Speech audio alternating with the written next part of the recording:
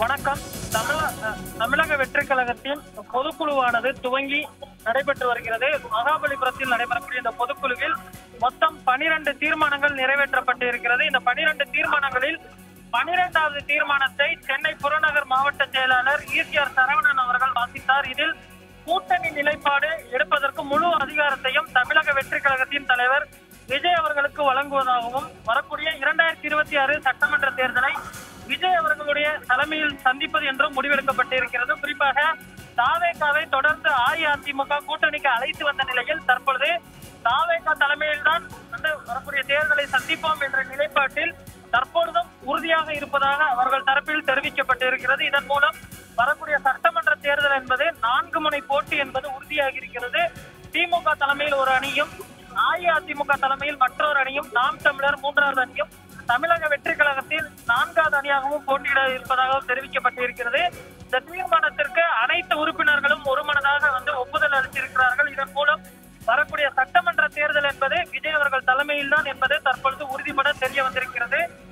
இதற்கான தேர்தல் பணிகளை உறுதியுடன் துவங்குங்கள், கடந்த காலத்தை விட வேகமாக செல்ல வேண்டும் என்றும் இந்த பொதுக்குழுவில் வலியுறுத்தப்பட்டிருக்கிறது. அதே போன்று 12 தீர்மானங்களை வாசிப்பதற்கும் ஒவ்வொரு உறுப்பினர்களுக்கும் வாய்ப்பு வழங்கப்பட்டது. தற்பொழுது மாவட்ட செயலாளர்கள் ஒவ்வொருவரும் பேசி வருகிறார்கள். அதற்கு பின்பு பொதுச் செயலாளர் பேசி முடிப்பார். அதற்கு பேசிய பிறகு விஜய் அவர்கள் பேசுவார் என எதிர்பார்க்கப்படுகிறது. பொதுக்குழு சரியாக 10 மணிக்கு துவங்கும் என எதிர்பார்க்கப்பட்ட நிலையில் 11 மணிக்கு பொதுக்குழு தொடங்கியது. 1 மணி நேரம் தாமதமாக பொதுக்குழு தொடங்கியது குறிப்பிடத்தக்கது. பொதுக்குழுவிற்கு பின்பு முக்கிய தீர்மானங்கள் வாசிக்கப்பட்டு ஒப்புதல் பெறப்பட்டிருக்கிறது. அதற்கு பின்பு விஜய் அவர்கள் என்ன பேச இருக்கிறார் என்பதுதான் தற்பொழுது கவனிக்கத்தக்க அம்சமாக பார்க்கப்படுகிறது. கடந்த 1 மாத காலத்திற்கு மேலாக தொடர்ந்து அமைதி காத்து வந்த விஜய் அவர்கள் இன்னும் சற்று நேரத்தில் உரையாற்ற இருக்கிறார். அவருடைய உரையை காண்பதற்காக தாவேகா நிர்வாகிகள் மற்றும் தொண்டர்கள் தற்பொழுது ஆவலுடன் காத்து கொண்டிருக்கிறார்கள். வரக்கூடிய தேர்தல் என்பது தற்பொழுது 4 முனை போட்டி உறுதியாக இருக்கக்கூடிய சூழலில் விஜய் அவர்களுடைய உரை முக்கியத்துவம் வாய்ந்ததாக பார்க்கப்படுகிறது. அதே போன்று அடுத்தடுத்த மக்கள் சந்திப்பு பயணங்களை நடத்துவது குறித்த ஒரு விஷயமும் இன்று வெளியாகும் என எதிர்பார்க்கப்படுகிறது.